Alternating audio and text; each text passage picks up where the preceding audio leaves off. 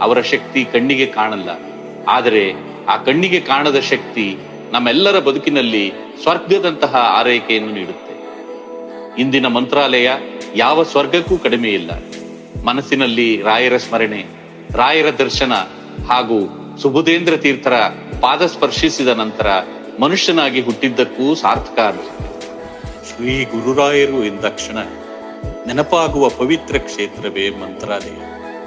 ಹಾಗೆ ಮಂತ್ರಾಲಯ ರಾಯರ ಮಠ ಎಂದಾಕ್ಷಣ ನಮಗೆ ನೆನಪಾಗುವ ಕಣ್ಣ ಮುಂದಿರುವ ಶಕ್ತಿಯೇ ಪರಮ ಪೂಜ್ಯ ಶ್ರೀ ಶ್ರೀ ಸುಬುಧೇಂದ್ರ ತೀರ್ಥರಿಗೆ.